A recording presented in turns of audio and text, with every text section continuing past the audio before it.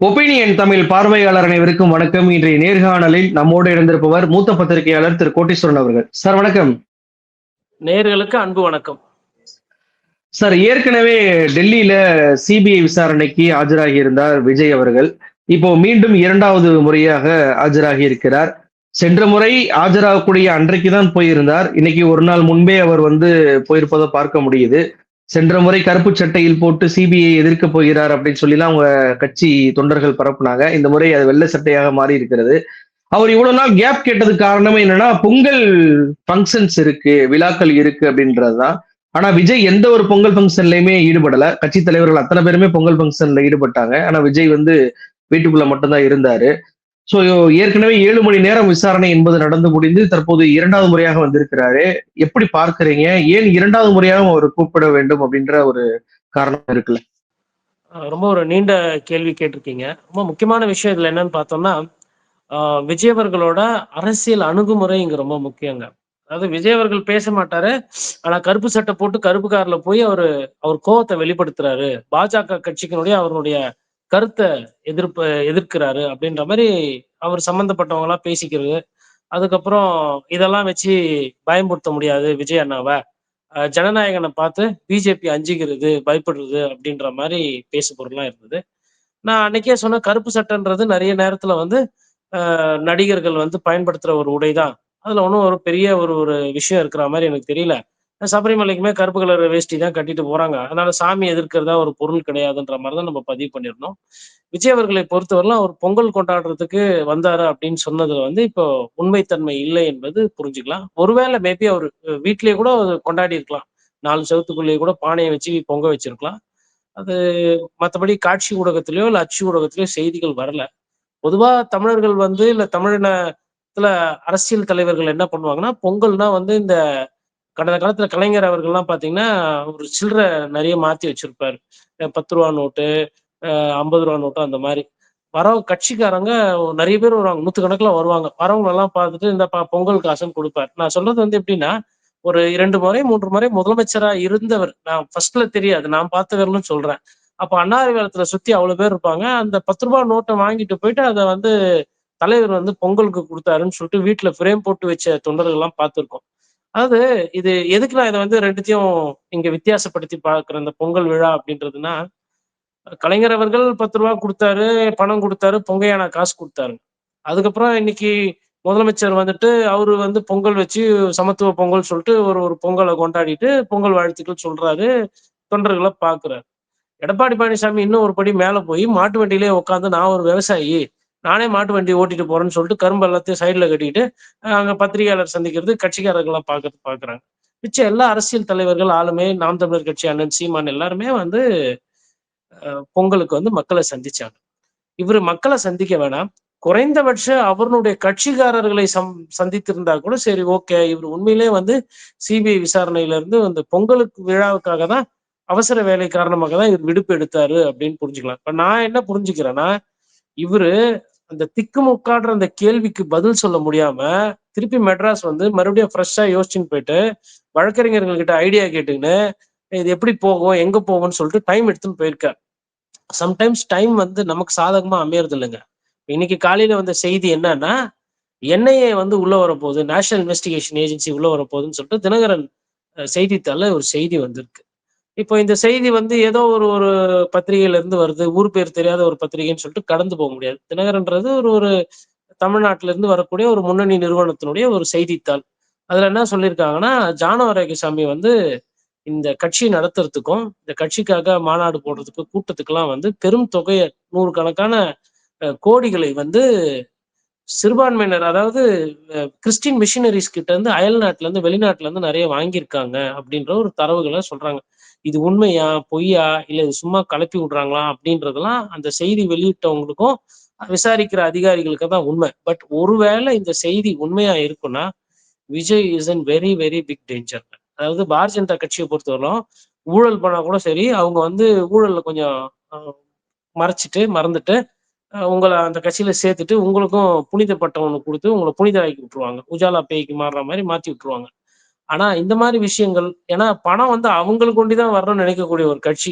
அதனாலதான் எலக்டோரல் பாண்ட்ல பாத்தீங்கன்னா, யாரா இருந்தாலும் பெரிய பணத்தை எங்களுக்கு குடுங்கன்னு சொல்லி வாங்கக்கூடிய ஒரு கட்சி. அம்பானிகளோ, அதானிகளோ எல்லாமே அவர்களோட நட்பு பாராட்டுற ஒரு நிலைமை தான் இருக்கு. அப்படி இருக்கும் பொழுது, இந்த மாரி இந்த வெளிநாட்டுல இருந்து வரக்கூடிய பணம் பரிவர்த்தனை இதெல்லாம் வந்து ஒருவேளை இருக்குமேயானால், இது வந்து பிள்ளையார் பிடிக்க போய் குரங்கா போன கதையாகி போச்சு. நான் ஃபர்ஸ்ட்ல இருந்தே சொல்லிக்கிட்டு இருக்கேன். முதல வாயில இருந்து தப்பிச்சு இவங்க போய் சொறா மீன் வாயில மாட்டியிருக்காங்கன்ட்டுன்னு.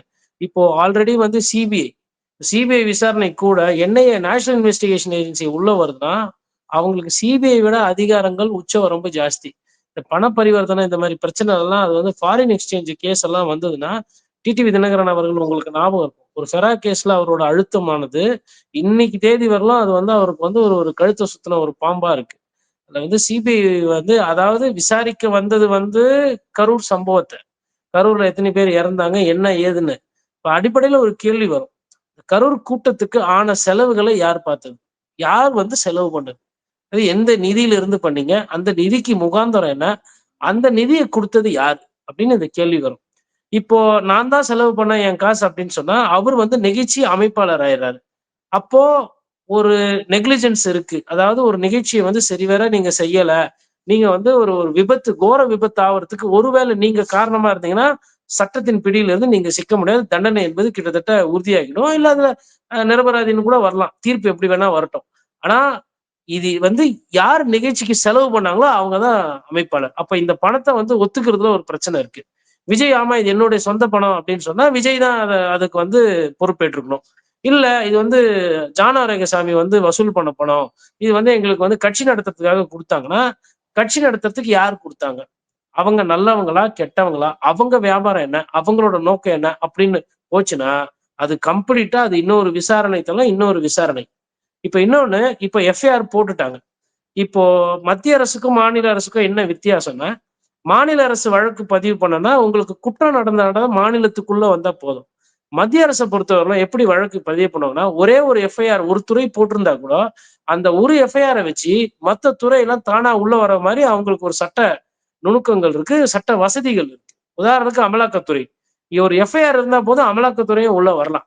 அப்போ இப்ப என்னன்னா, ஒரு விஷயத்த மறைக்க போயோ, இல்ல ஒரு விஷயத்த வந்து அரசியல் ரீதியா எதிர்கொள்ளாம மாத்தி விட்டதுனால விளைவுகளா வந்து இன்னைக்கு என்ஐஏ வரும்ன்ற அந்த தகவல் வருது. இது வந்து விஜய் சாருக்கு இதனுடைய சீரியஸ்னஸ் தெரியுமா? இதனுடைய பிரச்சனை புரியுதா? அப்படின்னு எனக்கு தெரியல. சிரிச்ச முகமா தான் நேத்து போயிருக்காரு. எனக்கு கொஞ்சம் முகம் தான் கொஞ்சம் வெளிப்படையா தெரியல. இந்த மாரி வழக்குகள் இந்த மாரி தன்மைக்கு போம்போது ஒண்ணும் பிரச்சனை இல்ல. கேமரா எடுத்தாங்கன்னா கூட அழகா டாட்டா காட்டிட்டு போலாம். ஒண்ணும் குடிமொழிய போறதில்ல. அப்ப என்ன நான் என்ன புரிஞ்சுக்கிறேன்னா, அவரு ஏதோ ஒரு சில பிரச்சனைகள், அழுத்தங்கள் இருக்கிற மாரி எனக்கு ஒரு சந்தேகம் வருது. ஏன்னா, வரக்கூடிய செய்திகள்லாம் பார்க்கும்போது, இது தாவேகாக்கு எல்லாரும் என்ன நெனச்சாங்க ஃபர்ஸ்ட்டு? விஜய்க்கு வந்து வாக்கு அரசியல் சிக்கல், பூத் அரசியல் பண்ண முடியாது. அவரால பிரச்சாரம் பண்ண முடியாதுன்ற மாரி ஒரு பேசுபொருள் இருந்தது. அவரும் அதற்கேற்றார் போல் பண்ணல. இன்னைக்கு பார்க்கும்போது அதெல்லாம் சின்ன பிரச்சனை. ஏன்னா, இன்னைக்கு வந்து சிபிஐ விசாரணை இருக்கு. ஒருவேள வெளிநாட்டுல இருந்து பணம் வந்திருந்தது. அந்த வந்த பணத்துல எதனா கணக்குகள் சரியா தாக்கல் செய்யல. இல்ல கணக்கு வழக்குகள்ல எதனா சிக்கல் இருக்கு. இல்ல குடுத்தவங்க சரியான ஆட்கள் இல்ல அப்டின்னா, இது எல்லாமே என்ஐஏ விசாரிக்கும். National investigation agency. அப்படி ஒரு விசாரணை பண்ணும்போது, விஜய்க்கு வந்து இது பெரிய விஜய்க்குன்ட்டு இல்ல. இந்த மாரி வழக்கு தன்மையில யார் போனாலும், இது ஒரு பெரிய சிக்கல். இது வந்துட்டு பண ஏய்ப்பு இருக்கா? வரி சரியா கட்டியிருக்காங்களா? இல்ல இது ஹவாலா மாரி எதனா டிரான்சாக்ஷனா? இல்ல என்ன அதிகாரத்துல குடுத்தாங்க? அதற்கு ரெசிப்ட் போட்டிருக்காங்களா? இன்கம் டாக்ஸ் கிட்ட சொல்லியிருக்கிறாங்களா? அப்படின்லாம் விசாரிக்கும்போது, தேவையில்லாத தலைவலி நெறைய இப்போ விஜய்க்கு வந்திருக்கு. இது இது கம்ப்ளீட்டா இன்னொரு டைமென்ஷன். அவரோட பொருளாதார ரீதியான குற்றங்கள் எதனா இருக்குமேயானால், இது வந்து அவருக்கு வந்து அவர் கட்சிக்கு ஒரு பெரிய பின்னடைவு.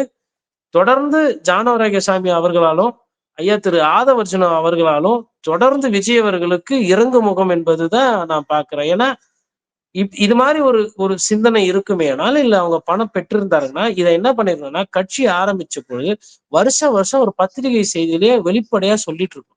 எங்களுக்கு இவங்க வந்து இவர் வந்து இந்த தொழில் பண்றாரு. தொழில் கூட சொல்ல வேணாம். இந்த நிறுவனம் இவ்வளவு பணம் எங்களுக்கு குடுத்திருக்கு அப்படின்னு இந்த சொல்லிட்டீங்கன்னாவே செயற்குழு பொதுக்குழுலயே கட்சிகள் வந்து தங்களுடைய செலவு கணக்க வெளியிடுவாங்க. ஆனா அது மாரியும் விஜய் தரப்பு வெளியிட்டதாக தெரியல. ஆமா. அது வந்து வெளியிட்ட பொது வெளியில அவரு வெளியிட்ட மாரி தெரியல. ஒருவேள ம். ஆடிட்டர வச்சு அவரு இன்கம் டாக்ஸ்க்கு இல்ல அக்கவுண்டன்ட்ஸ் ஆபீஸ்க்கு வந்து எதனா டாக்ஸ் ரிட்டர்ன்ஸ் ஃபைல் பண்ணிருக்காங்களான்றது அதை செக் பண்ணணும். ஏன்னா விஜய் அவர்களோட தனிப்பட்ட கணக்கு வேற, கட்சியினுடைய கணக்கு வேற. அப்போ வந்து கட்சியை பொறுத்தவரையில எந்த மாதிரியான பணம் உள்ள வருது, யார் மூலியமா வருதுன்றத தேர்தல் ஆணையம் பார்க்கும். இப்போ இந்த மாதிரி ஒரு தவறான பண பரிவர்த்தனை எல்லாம் இவர் பண்ணிருக்காரு, தேர்தல் ஆணையத்துக்கு கணக்கு காட்டல, எலெக்ஷன் கமிஷனுக்கும் காட்டல, இன்கம் டேக்ஸ்க்கும் காட்டலன்னு சொல்லிட்டு வேற சில பல சிக்கல் வந்ததுன்னா தேர்தல் ஆணையம் மூலமா இன்னும் நெருக்கடி வரும். அப்போ நெருக்கடி மேல நெருக்கடி. அதனாலதான் சொல்றது அரசியல் வந்துட்டுங்க எடுத்தவங்க கவுத்தன்னு பண்றது கிடையாது. நான் நிறைய நேரத்துல சொல்லுவேன், விஜய் வந்து விஜய்க்கு அந்த போதிய இன்ஃப்ராஸ்ட்ரக்சர் இல்ல, அந்த புரிதல் இல்ல, ஒரு அரசியல் கட்சியை எப்படி நடத்தணும்ன்றது தெரியறது இல்ல. நான் உங்களுக்கு நமக்கு புரியுற மாதிரி, ஏன்னா இளைஞர்கள் நிறைய பேர் இருக்கிறாங்க விஜய் அவர்களோட ரசிகர்கள், அவங்களுக்கு புரியுற மாதிரி சொல்லணும்னா, ஒரு 650cc பைக் நீங்க ஆசைப்பட்டு வாங்குறீங்க, பாக்குறதுக்கு ரொம்ப வசீகரமா இருக்கும், ரொம்ப அழகா இருக்கும், நீங்க முறுக்குனீங்கன்னா வேகமா போவோம், எல்லாம் பண்ணுவோம் அந்த வண்டி, நீங்க கேட்கறதெல்லாம் பண்ணீங்க. ஆனா அதை கையாள்றதுக்கு ஒரு பக்குவம் வேணும். சாலை ம். அதற்கேற்ற சாலை இருக்கா, கூட்ட நெரிசல் இருந்தா அந்த இடத்துல அதை எப்படி ஓட்டணும், காலியா இருக்க ரோட்ல எப்படி ஓட்டணும், அது எப்படி பிரேக் அடிக்கணும் அப்படின்றதெல்லாம் இருக்கு. ஒரு சூப்பர் பைக் நீங்க ஓட்டுறீங்கன்னா பைக் தானே அப்படின்னு எல்லா பைக் மாதிரி ஓட்டுறது கிடையாது. ஒரு ஒரு ஒரு கணம் மிஸ் ஆச்சு, ஒரு செகண்ட் மிஸ் ஆச்சுன்னா நீங்க வந்து மரணத்தை சந்திச்சிருவீங்க. அதுதான் அந்த சூப்பர் பைக்கோட ஸ்பெஷாலிட்டி. எது அழகா இருக்குதோ அது ரொம்ப ஆபத்தானதா இருக்கும். அது அரசியலும் அப்படிதான். பார்க்கறதுக்கு வெளியில இருந்து அரசியல்வாதி, அதிகாரம், நம்மள எல்லாரும் வணக்கம் வைக்கிறாங்க, நம்மள எல்லாரும் பார்க்கறாங்கன்னு அது பார்க்கறதுக்கு ரொம்ப இதுவா இருக்கும். ஆனா அதுல அதிக ஆபத்து இருக்கு. இந்த மாதிரி இந்த சூப்பர் பைக் கதை மாதிரி இதை நீங்க வந்து கையாட தெரியும். ஒரு அரசியல் கட்சி நடத்துறதுன்றது சாதாரணம் கிடையாது. 4 நல்லவங்க வருவாங்க, 4 கெட்டவங்க வருவாங்க, புகைப்படம் எடுப்பாங்க. புஷ்பா படம் பார்த்தோம். முதலமைச்சர் கோச்சுக்குவார். புகைப்படம் வந்து ஒரு கடத்தல் வியாபாரி கூட எடுத்தா என்னோட இமேஜ் போயிடும் அப்படின்னு சொல்லிட்டு. அந்த ஒத்த போட்டோ கிஸ்கின்ற அந்த சத்தத்தை வச்சுதான் அந்த படமே செகண்ட் பார்ட் நகர்த்திருப்பார். அப்படி இருக்கும்போது பொது வாழ்க்கையில இருக்கும் பொழுது நீங்க உங்க பண பரிவர்த்தனை இதெல்லாம் வந்து வெளிப்படையா வெளியில சொல்லிட்டு பண்றதுதான் ஒரு அரசியல் கட்சிக்கு அழகா இருக்கும். அதை வந்து விஜய் அவர்கள் சரியா பண்ணாரா இல்லையான்றது இன்னும் ஒரு சந்தேகம், கேள்விக்குறி. பொது வெளியிலயும் வரல, பத்திரிகையாளர்கள் கிட்டயும் சொல்லல. இது பார்க்கணும், இந்த விசாரணை தன்மை எப்படி போகுதுன்னு பார்க்கணும். ஏன்னா ஒரே ஒரு செய்தித்தாள்ல தான் இந்த செய்தி வந்திருக்கு, என்ஐஏ இன்வெஸ்டிகேஷனை பத்தி. மற்ற செய்தித்தாள்ல வரல. மத்த நம்பகத்தக்க செய்திகள் இன்னும் வரும்போது நம்ம இன்னும் அதை பத்தி கூர்ந்து பேசுறதுக்கு வசதியா இருக்கும். இப்ப இன்னைக்கு சிபிஐ விசாரணையில விஜயிடம் ஒரு மாற்று கேள்விகளை கேட்பதாக தகவல் வருது. ஏற்கனவே நேற்றைக்கு டைம்ஸ் நவ்ல ஒரு செய்தி என்ன வெளியிட்டாங்கன்னா, விஜய் கட்சி நிர்வாகிகள் ஆதவ் அர்ஜுனா, புசி ஆனந்த் எல்லாருமே வந்துட்டு ஒரே பேட்டர்னாக பதில் குடுக்குறாங்க. அவங்களுடைய டிரைவர் கூட அதே பேட்டர்ன்ல பதில் குடுக்கிறார். விஜயும் அதே மாரி பதில் குடுத்திருக்கிறார். அப்போ இது ஏதோ ஒரு சொல்லி வச்சு பேசுவதை போல இருக்கு. கேள்விகளை மாற்றப் போறோம் அப்படின்னு சொல்லிட்டு தகவலை சிபிஐ சோர்ஸ் சொன்னதாக டைம்ஸ் நவ் வெளியிட்டாங்க. இன்றைக்கு பிரேக்கிங் நியூஸா என்ன போயிட்டு இருக்கு அப்படின்னா, விஜய் சென்ற வாக்குமூலத்துல ஏன் தாமதமாக வந்தீங்க அப்படின்னு சொல்லி கேள்விக்கு, சாலைகள்ல நிறைய வளைவுகள் இருந்துச்சு, அதனாலதான் தாமதமாக வந்தேன் அப்படின்னு சொல்லி சொன்னதாக சொல்லியிருக்கிறார். இப்போ வந்துட்டு அதற்கான ஆதாரங்களை இன்று கொடுக்க சொல்லியிருக்கிறது சிபிஐ அப்படின்ற தகவல் வந்திருக்கு. இன்னொரு பக்கம் காவல்துறை சப்மிட் பண்ண வீடியோ, அதுல விஜய் அவர்கள் பாட்டில வந்துட்டு கூட்டத்துக்குள்ள தூக்கி போடுகிறார். அப்போ நீங்க நெரிசலை வந்து அப்ப கூட பார்க்கலையா அப்படின்ற கேள்வியை சிபிஐ கேட்டிருப்பதாக தகவல் வந்திருக்கிறது.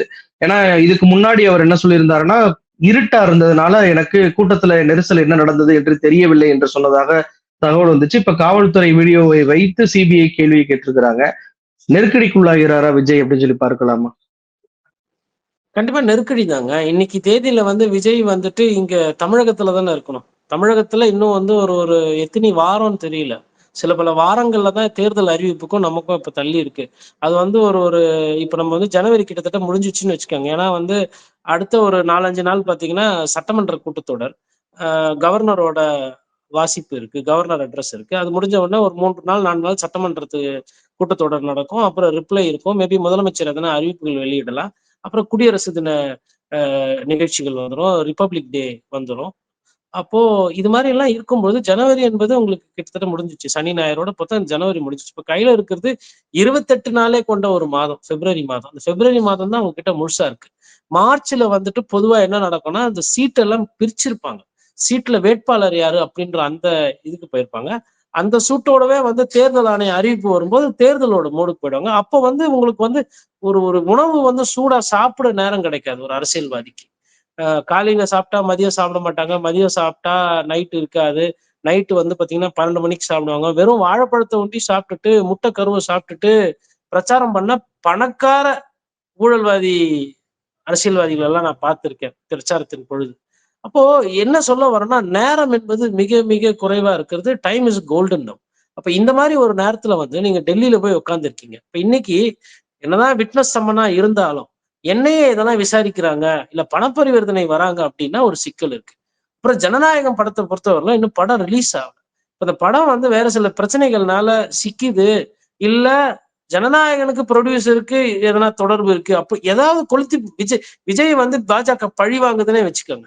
ஓகேங்களா? அப்படின்னா என்னென்ன சிக்கல்கள் காத்திருக்கு? எந்தெந்த கோணத்துல இருக்கு? ஜனநாயகம் படம் ரிலீஸ் ஆவறது தள்ளி போலாம். ஒருவேளை தேர்தல் ஆணையம் வந்துருச்சு அப்படின்னா, மாடல் கோட் ஆஃப் கண்டக்ட் வந்துச்சுன்னா, மாடல் கோட் ஆஃப் கண்டக்ட்ல போயிட்டு யாருன்னா போயிட்டு இந்த படம் வந்து பிரச்சாரம் பண்ற மாரி இருக்கு. இது அரசியல் படம். இது வந்து அவங்க ஓட்டு கேட்கறதுக்கு இது புது யுக்தியா இருக்கு. இதற்கு ஆன செலவ வந்து நீங்க தேர்தல் கணக்குல சேர்க்கணும்னு கூட சேர்ப்பாங்க. கடந்த காலத்துல இந்த மாதிரிலாம் புகார் குடுத்துருக்காங்க.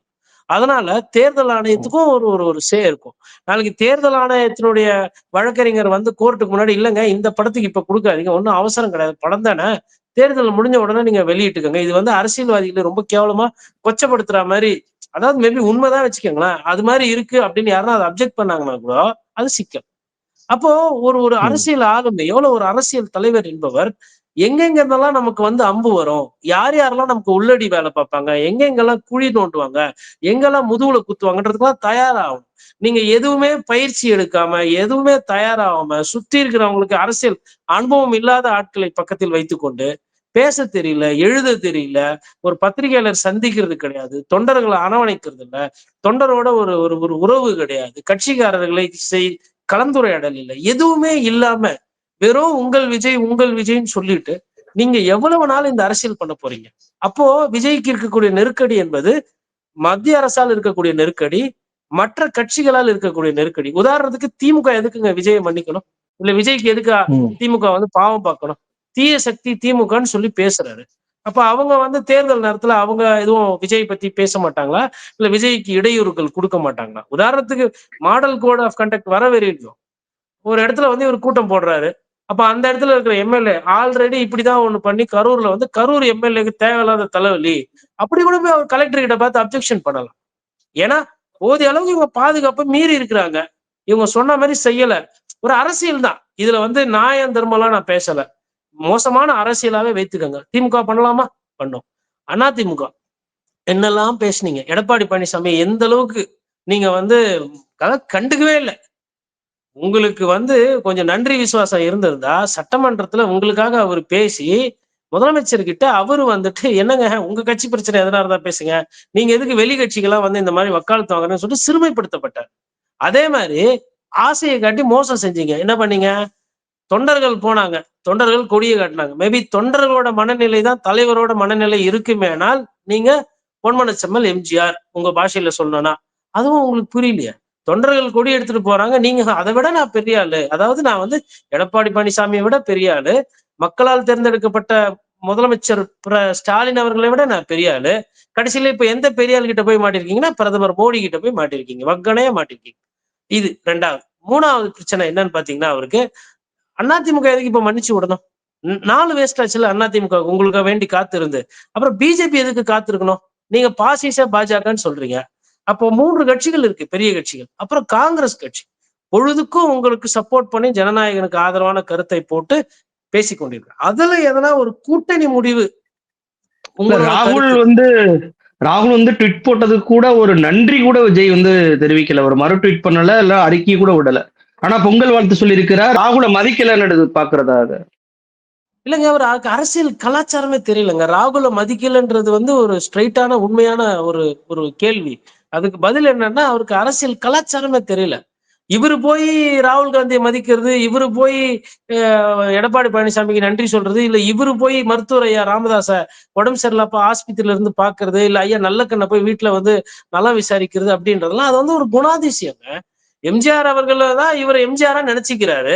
ஆனா எம்ஜிஆர் அவர்களோட அந்த பிறந்த நாள் அன்னைக்கு வந்து அவரோட சிலை எம்ஜிஆர் சிலை தமிழ்நாட்டுல எங்க இல்லாம இருக்கு? அங்க போய் ஒரு மாலை போட்டுருக்கலாம்ல. அப்போ ஒரு அரசியல் தலைவர்கள், முன்னாள் தலைவர்கள், இன்னாள் தலைவர்கள் யார்கிட்டயும் எப்படி அணுகணும்னு தெரியறதில்ல. நிகழ்ச்சியில் கலந்து கொண்டு பல்வேறு தகவல்களை நம்ம நேரிட்டு பகிர்ந்துட்டீங்க. ரொம்ப நன்றி சார். நன்றி.